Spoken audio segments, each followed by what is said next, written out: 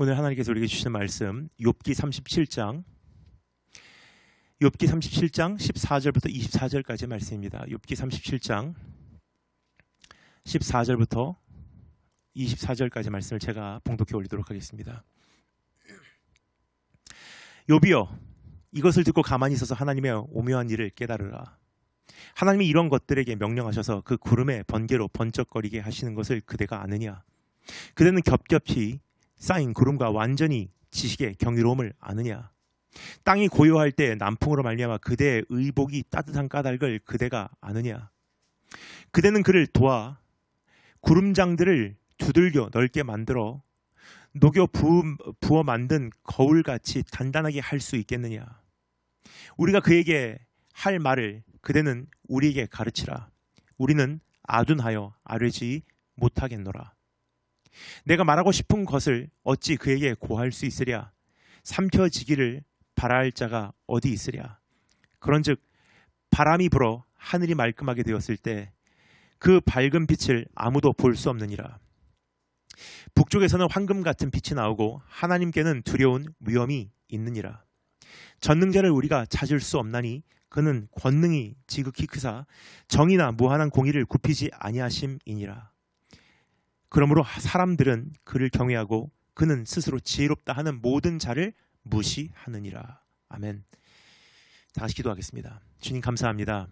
오늘 우리에게 말씀해 주시기를 간절히 소망합니다. 예수 그리스도의 보혈을 의지합니다. 덮으시고 주 성령께서 우리에게 기름 부어 말씀해 주시기를 원하오며 예수님 이름으로 기도합니다. 아멘.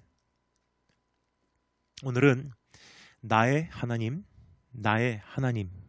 제목으로 말씀을 전하겠습니다. 우리는 지난 3회 시간에 걸쳐 욥의 3명의 친구들의 말에 귀를 기울여 보았습니다. 첫 번째로 체험주의자의 말을 조심하라 라는 제목으로 엘리바스와 욥의 대화를 살펴보았습니다. 두 번째로 전통주의자의 말을 조심하라는 제목으로 빌닷과 욥의 대화를 살펴보았습니다. 그리고 세 번째로 독단주의자의 말을 조심하라는 제목으로 소발과 욥의 대화를 살펴보았습니다. 물론 각 인물을 체험주의자, 전통주의자, 독단주의자라는 하나의 단어로 소개하기에는 충분하지 않습니다. 중복되는 부분도 많고요. 또 그러한 단어 하에 포함되지 못하는 부분도 있기 때문입니다. 마음 같아서는 조금 더 구체적으로 각 인물을 분석해 보고 싶었습니다. 그러나 욥기 전체를 약 7, 8회에 나누어 설교하고자 하는 저 개인적인 계획으로 인하여 각 인물의 가장 두드러지는 특징을 강조하여야 했던 점을 말씀드립니다. 이들의 담론은 31장까지 이어집니다. 그리고 32장에 들어서며 엘리후라는 새로운 인물이 등장합니다. 엘리후는 욥과 그 친구들에 비해 매우 젊은 나이였습니다. 32장 4절 말씀 제가 읽어드릴 테니 잘 들으시면 좋을 것 같습니다. 엘리후는 그들의 나이가 자기보다 여러 해 위이므로 욥에게 말하기를 참고 있다가, 엘리후는 다른 이들에 비해서 매우 젊었습니다. 그는 지금까지 이어진 대화를 조용히 듣고 있었던 것입니다. 그런데 그는 말하기로 결정합니다. 그 이유에 대해서 32장 2절부터 3절, 2, 3절 그리고 5절에서 다음과 같이 기록합니다. 엘리후가 화를 내니 그가 욥에게 화를 내면 욥이 하나님보다 자기가 의롭다 하며 또 세 친구에게 화를 내면 그들이 능히 대답하지 못하면서도 욥을 정죄함이라. 세 사람의 입에 대답이 없음을 보고 화를 내니라. 그는 치미는 화로 인하여 입을 열었다고 기록하고 있습니다. 그가 화를 낸 첫 번째 이유는 무엇입니까? 그가 화를 낸 첫 번째 이유는 욥이 자기가 하나님보다 의롭다고 주장하고 있다고 생각했기 때문입니다. 뿐만 아니라 그는 엘리바스와 빌닷과 소발이 욥의 말에 제대로 반박을 못하는 모습이 못마땅했던 것입니다. 이러한 이유로 입을 연 엘리후는 매우 논리정연하게 자신의 생각을 털어놓습니다. 이제 엘리후의 말에 함께 귀를 기울여 보도록 하겠습니다. 그는 탁월한 달변가입니다. 뿐만 아니라 그의 신학적 논리에는 거의 흠이 없다고 할 수 있습니다. 하지만 그는 가장 중요한 한 가지를 놓치고 있는 것을 볼 수가 있습니다. 그럼 엘리후의 말을 다음과 같은 두 가지로 나누어 우리가 살펴보도록 하겠습니다. 첫 번째, 신학적 정리. 두 번째, 결정적 오류. 이 두 가지를 함께 정리해 보도록 하겠습니다. 그럼 첫 번째, 신학적 정리. 엘리후의 담론은 32장부터 37장까지 이어집니다. 지금까지 참고 있다가 한번 입을 열기 시작하니까 끊이지 않고 엄청난 말들을 쏟아내기 시작합니다. 여기서 엘리후는 너무나 유익한 신학적 내용을 정리합니다. 시간 관계상 한 가지 디테일하게 살펴볼 수 없는 점을 양해 부탁드립니다. 비록 다 살펴볼 수는 없어도 그의 말을 다음과 같은 세 가지 요점으로 제가 요약해 드리도록 하겠습니다. 32장부터 37장까지 이어지는 그의 담론 안에 담긴 세 가지 메인 포인트입니다. 첫 번째 요점, 하나님께서 우리를 경책하신다. 32장 6절부터 33장 7절까지 에서 엘리후는 욥과 그 친구들에게 자기의 말에 귀를 기울여 달라고 요청합니다.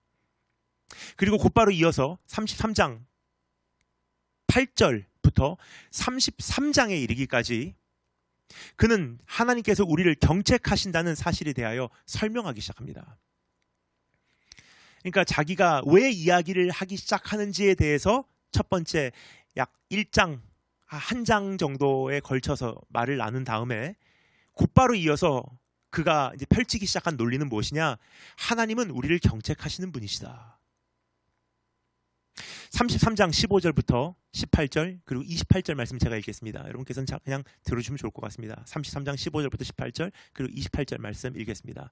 다 읽을 수 없는 점을 이해해 주시면 감사하겠습니다. 사람이 침상에서 졸며 깊이 잠들 때나 꿈에나 밤에 환상을 볼 때 하나님께서 사람의 귀를 기울이시고 경고로서 두렵게 하시니, 경고하기 위해서 사람을 두렵게 하신다는 거예요. 이는 사람에게 그의 행실을 버리게 하려 하심이며 사람을 바꾸시기를 원하신다는 거예요. 사람의 교만을 막으려 하심이라. 그는 사람의 혼을 구덩이에 빠지지 않게 하시며 멸망하는 것을 보고 계시지 않는다는 것입니다. 그냥 내버려 두시지 않는다는 거예요. 그 생명을 칼에 맞아 멸망하지 않게 하시느니라.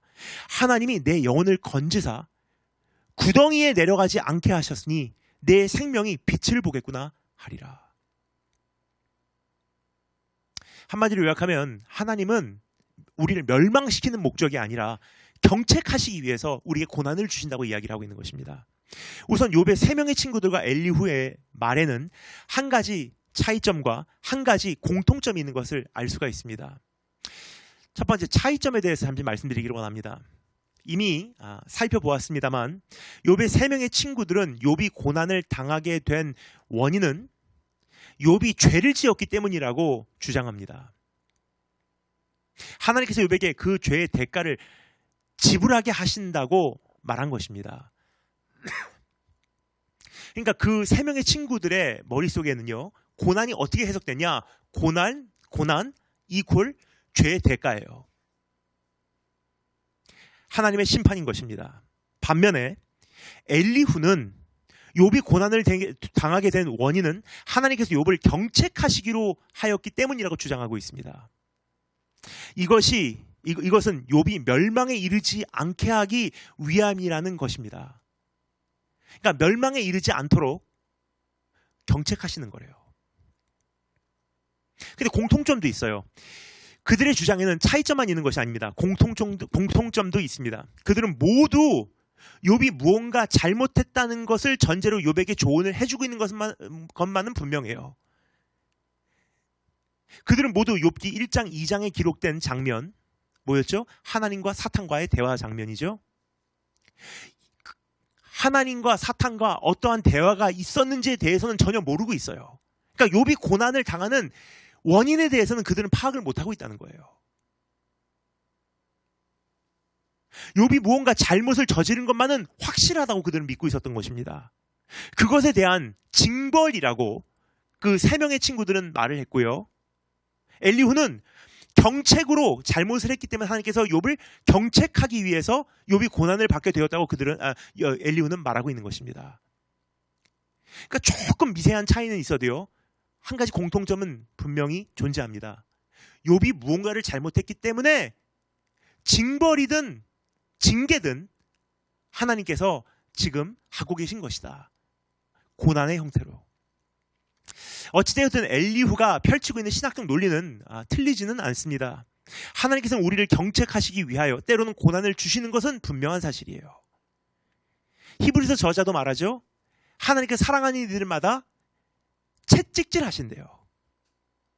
그 채찍질은 우리의 삶에 고난이라는 형태로 많이 다가옵니다.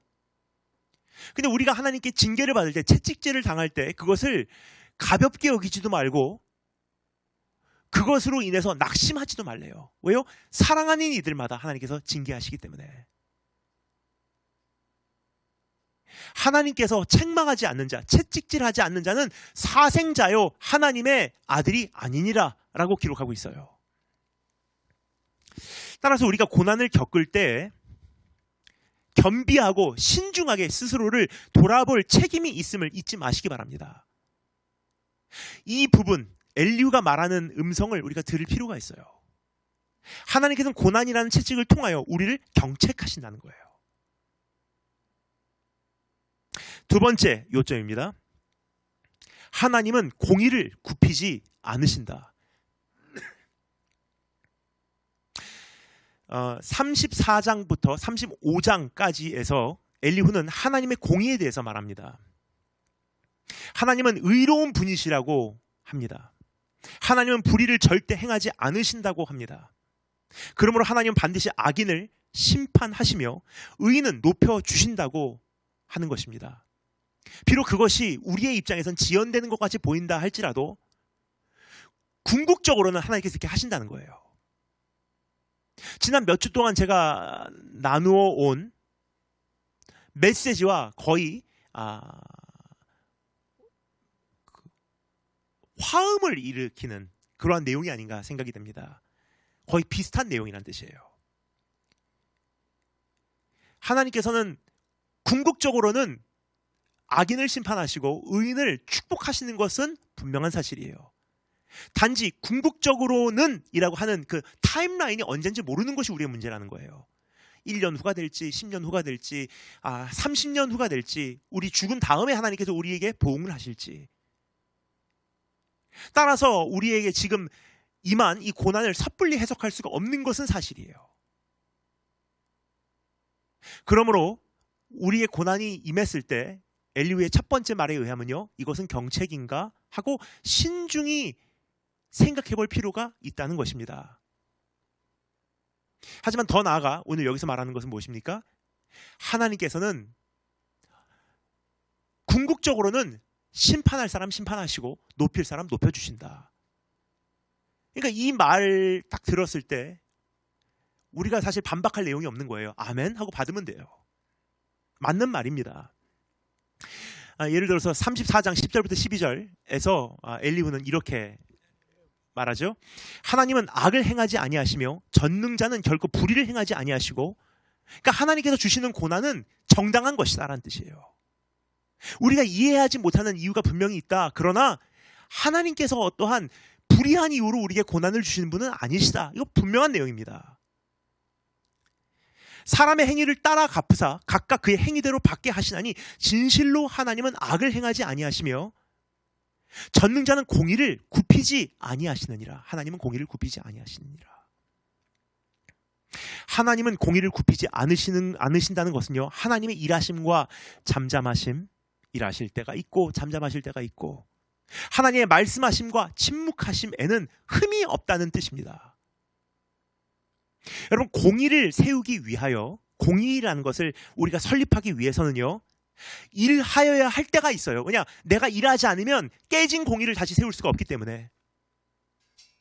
불의를 보고 가만히 있다는 것은요, 이것은 나도 그 불의에 동참하고 있다는 뜻밖에 되지 않습니다.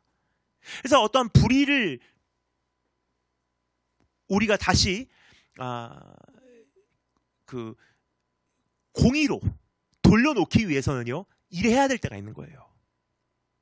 이런 때 하나님은 일하십니다. 반대로 공의를 유지하기 위해서 잠잠하여야 할 때가 있는 거예요. 이런 때 하나님은 잠잠하십니다. 또 공의를 위하여 말해야 할 때가 있습니다. 이런 때 하나님은 말씀하십니다. 반대로 공의를 위하여 침묵하여야 할 때가 있습니다. 이런 때 하나님은 침묵하십니다. 칭찬해서는 안 되는 사람들이 있어요. 칭찬을 한다는 것은요, 공의가 깨진다는 거예요. 그럴 때 하나님께서 또 침묵을 하세요. 예를 들자면 그렇다는 뜻입니다. 하나님은 공의를 굽히지 않으십니다. 그래서 34장 29절에서 엘리후는 이렇게 말하죠. 주께서 침묵하신다고 누가 그를 정죄하며 그가 얼굴을 가리신다면 누가 그를 배울 수 있으랴 그래요. 그러니까 하나님은 모든 것이 정당하다는 거예요. 하나님께서 하시는 모든 것. 맞는 말입니까? 100% 맞는 말이에요. 하나님은 우리에게 빚진 것이 없습니다. 따라서 하나님께서 침묵하신다고 우리는 하나님을 원망할 수 없는 것입니다. 하나님 우리의 고난의 원인에 대하여 설명해 주셔야 하는 아무런 의무도 없습니다. 또 우리에게 임할 고난에 대하여 우리의 동의를 받으셔야 하는 이유도 없는 것입니다. 그러니까 하나님께서 하시는 모든 것은 선하시고 하나님께서 행하시는 모든 것은 정당하다는 거예요. 엘리후의 말의 세 번째 요점입니다. 하나님은 전능하시고 위대하시다. 여기서 이제 엘리후가 가장 많은 시간을 보내면서 가장 깊게 이야기를 나누기 시작합니다. 36장, 37장 전체가 하나님의 그 전능하시고 위대하심에 대한 찬양이에요. 엘리후는 하나님의 전능하심과 위대하심을 선포합니다. 오늘 본문 말씀이 바로 이 내용 중에서의 한 부분이에요. 그래서 오늘 본문 말씀 전체를 다시 읽지는 않겠습니다. 그러나 엘리후의 이제 말에 우리 좀 귀를 기울여 보기 위해서 36장 24절과 26절을 제가 읽어드리도록 하겠습니다. 그대는 하나님께서 하신 일을 기억하고 높이라. 잊지 말지어다. 인생이 그의 일을 찬송하였느니라. 26절, 36장 26절입니다. 하나님은 높으시니 우리가 그를 알 수 없고 그의 햇수를 헤아릴 수 없느니라. 하나님은 높으십니다. 전능하시고 위대하십니다. 그래서 하나님께서 하시는 일을 우리가 잘 이해하지 못할 때가 참으로 많습니다. 우리는 그저 그분이 행하시는 모든 일을 공의롭다는 진리로 그냥 납득하고 받아들이는 것밖에 없어요. 하나님은 공의로우신 분이시구나. 그러면 there must be a reason. 이렇게 하시면 이유가 있을 거야. 이해는 되지 않아요. 그분께 왜 그러십니까? 라고 원망할 사실 자격도 없고 그분이 우리에게 답해 주셔야 되는 그분에게 어떠한 그 책임도 없는 거예요, 사실. 그분을 그러므로 신뢰하고 경외하는 것이 우리가 갖춰야 하는 마땅한 자세일 뿐이에요. 하나님 이해는 되지 않아요? 하지만 나는 주님을 신뢰할 수 있습니다. 하나님과 현실을 납득하기는 어려워요. 그러나 난 주님을 높여드리기를 원합니다. 경외하는 것. 가만히 있어서 그분께서 하시는 일을 목도하면 되는 것입니다. 이것이 하나님이 하나님 되신가? 인간이 인간됨이에요. 그것에 대해서 37장 5절, 14절, 23절 말씀, 우리가 37장 마음 같아서는 다 읽고 싶지만 시간 관계상 그렇게 할 수가 없기 때문에 뜨문뜨문 제가 중요하다고 생각하는 구절을 지금 대표적으로 선택해서 읽어드리도록 하겠습니다. 하나님은 놀라운 음성을 내시며 우리가 헤아릴 수 없는 큰 일을 행하시느니라. 우리가 헤아릴 수 없는 일들이래요. 욥이여, 이것을 듣고 가만히 서서 하나님의 오묘한 일을 깨달으라. 그냥 목도하면 된다는 거예요. 전능자를 우리가 찾을 수 없나니 그는 권능이 지극히 크사 정의나 무한한 공의를 굽히지 아니하심이니라. 지금까지 우리는 엘리후의 말에 귀를 기울여 보았습니다. 그가 정리한 신학적 내용은 옳습니다. 그의 논리에는 거의 흠이 없어요. 달변가이고요. 신학적으로 굉장히 탁월한 젊은 청년이에요. 그리고 지금까지 진행되어 온 대화를 옆에서 가만히 듣고 있다가 자기의 어떤 논리를 설립하고요. 지금 논리 정연하게 그것을 펼쳐놓고 있어요.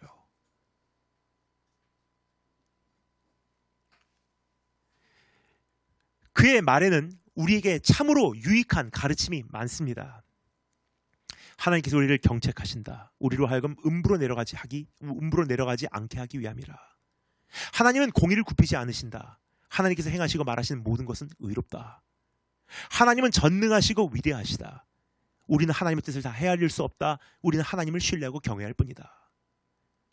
완벽한 설교예요, 사실. 엘리후를 통하여 전해지는 신학적 정리가 우리에게 도움이 되었으면 좋겠습니다.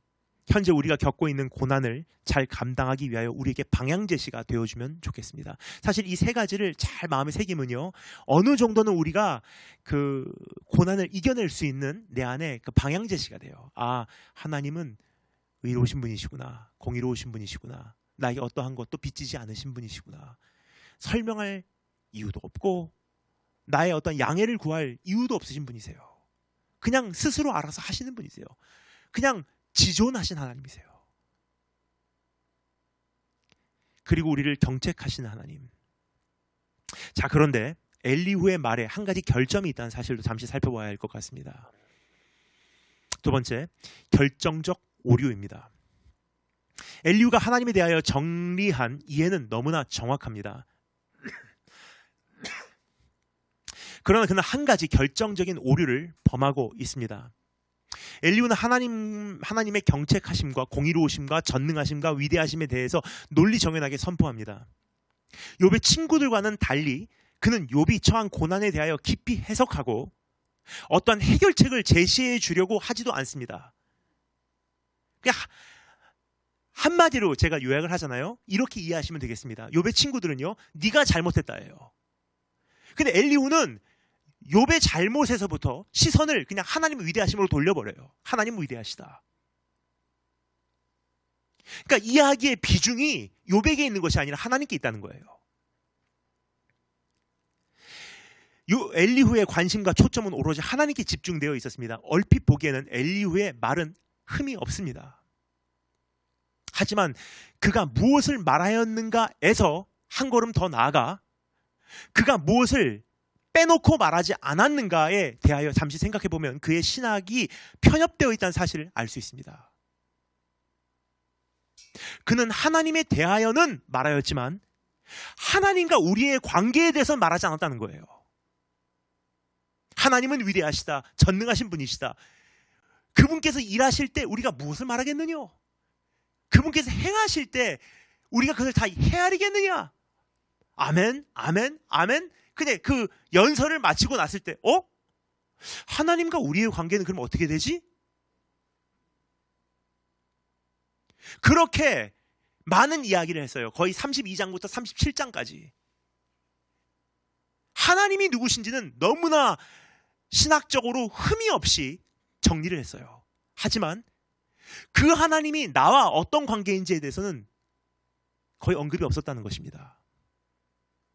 여러분, 하나님은 우리에게 자신에 대하여 계시하시는 분이세요. 하나님은 우리에게 자신을 나타내시는다는 뜻입니다. 그러니까 하나님이 자신에 대해서 우리에게 계시를 안 하셔도 되는데 하나님은 우리에게 끊임없이 태초부터 지금까지 자신에 대해서 알려주세요. 성경을 통해서, 성령을 통해서, 선지자들을 통해서, 그리고 그 제사장들의 어떠한 그 예식을 통해서 하나님께서 끊임없이 자신에 대해서 계시를 하셨어요. 왜 그러셨을까? 그냥 지존하신 분이신데.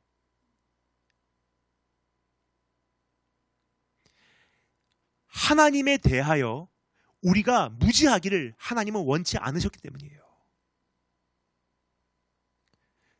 우리가 하나님에 대해서 알기를 원하시는 거예요.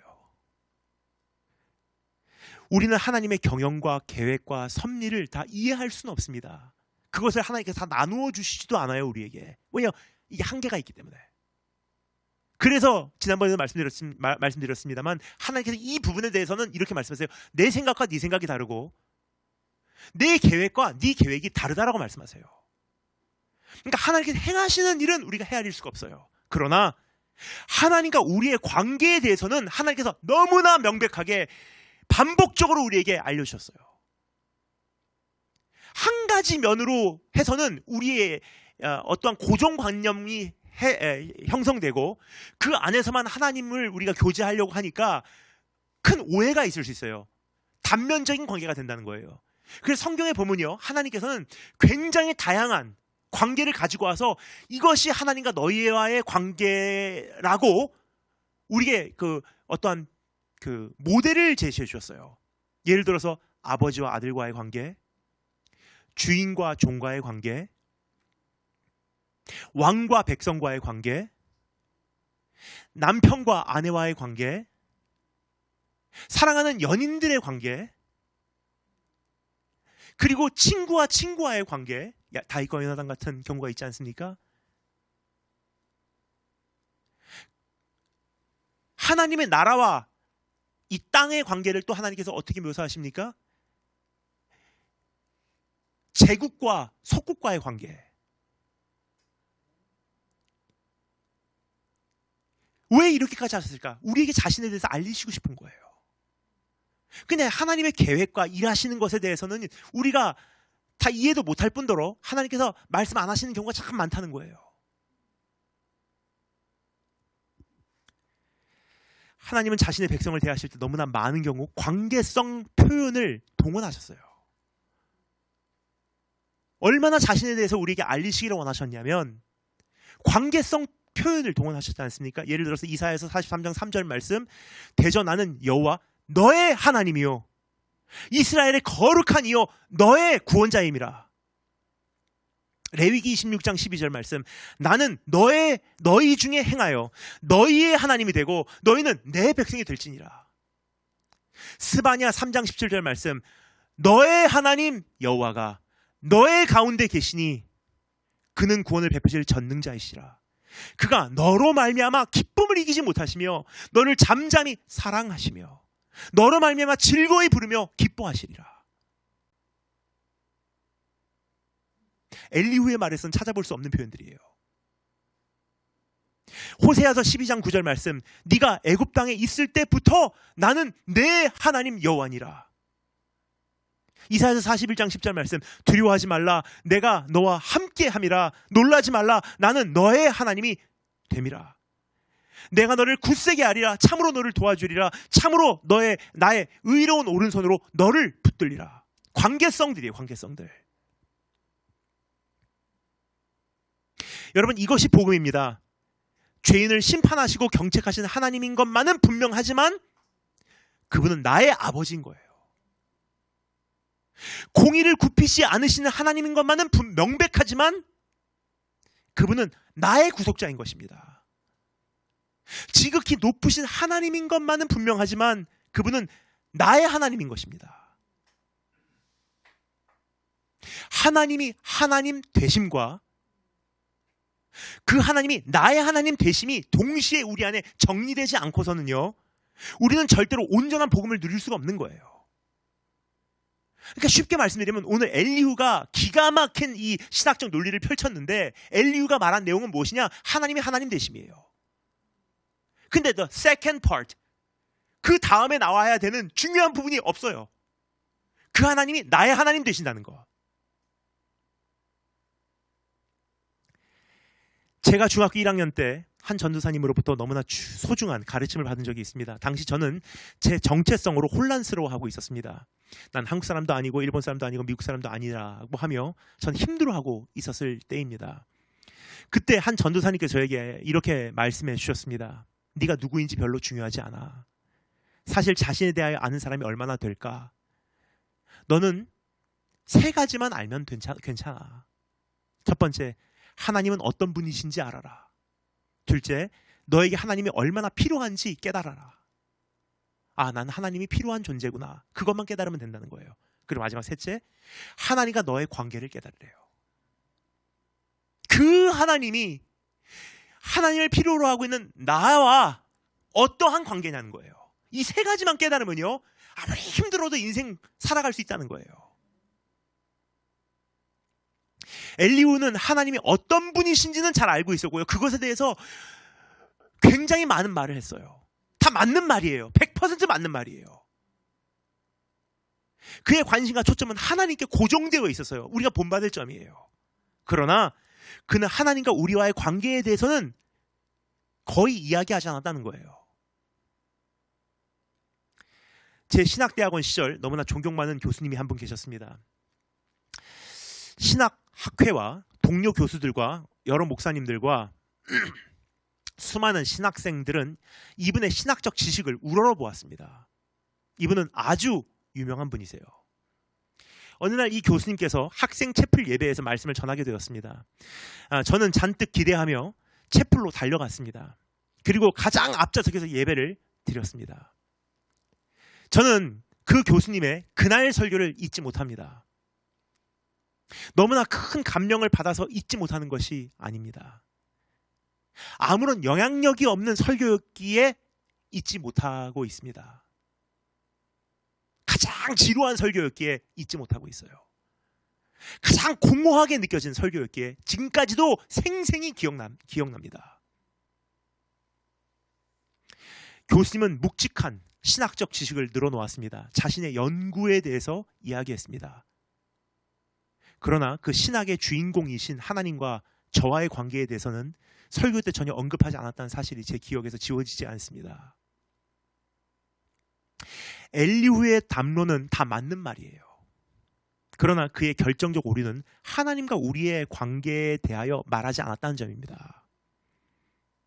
하나님은 우리를 사랑하시는 분이십니다. 하나님은 우리에게 긍휼을 베푸십니다. 하나님은 우리의 아픔을 잘 아십니다. 하나님은 우리와 깊은 교제를 갖기 원하십니다. 이 세상 그 무엇보다도 우리의 사랑을 받기 원하신다는 거예요. 하나님은 우리를 절대 떠나시지도 아니하시며 그래서 버리시지도 않으신다는 거예요. 우리의 연약함은 우리를 향한 그분의 사랑이 사그라지게 하는 것이 아니라 오히려 우리를 향한 그분의 사랑이 격동되어 더 불타오르게 한다는 것입니다. 못난 자식이 항상 마음에 걸리는 부모의 심정과 같기 때문입니다. 그것이 나의 하나님과 우리와의 관계예요. 아픈 손가락에 더 신경이 쓰이는 것과도 동일합니다. 오늘도 복음은 그래서 이렇게 선포합니다. 지극히 높으신 하나님이 한없이 낮은 나를 사랑한다고. 이 짧은 문장 안에는요, 엄청난 신학이 담겨져 있어요. 하나님이 하나님 대신 뭐죠? 지극히 높으신 하나님이.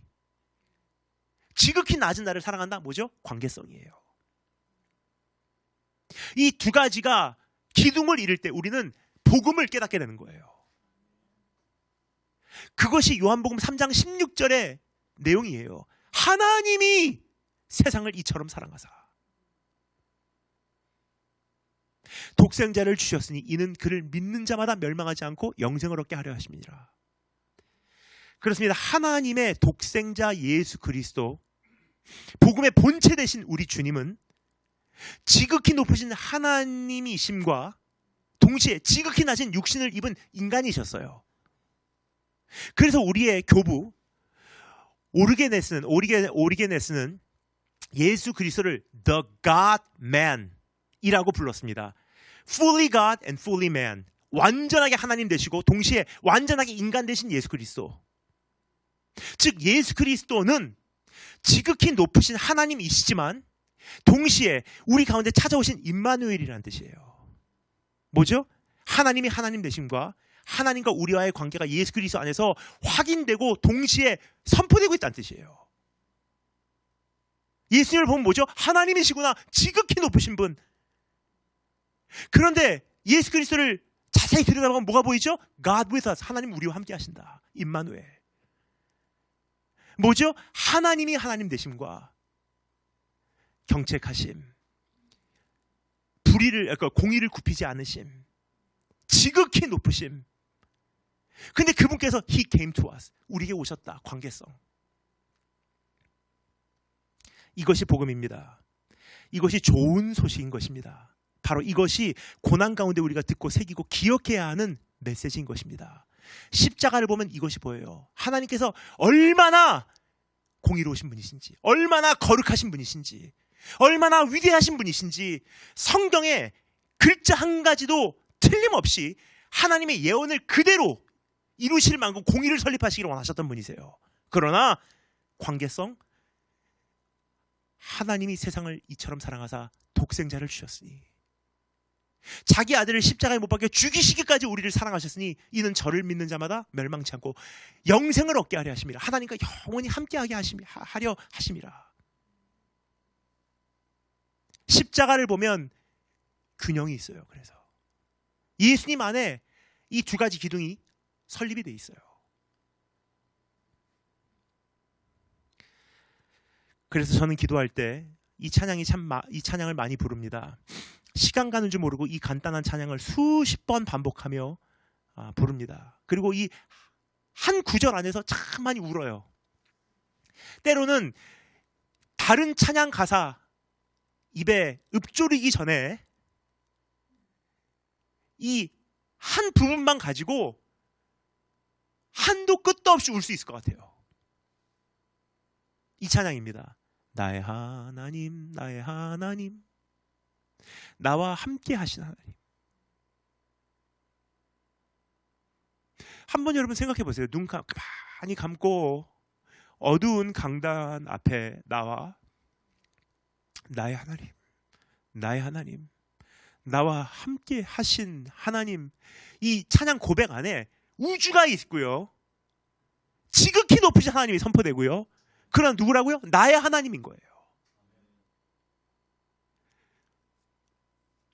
주님 뜻대로 살기 원하여 이처럼 간구합니다. 아버지, 아버지, 죄인 부르신 아버지, 감사합니다. 감사합니다. 늘 찬송하게 앞서서 나의 하나님, 나의 하나님, 나와 함께 하신 하나님, 나의 하나님, 나의 하나님, 나와 함께 하신 하나님.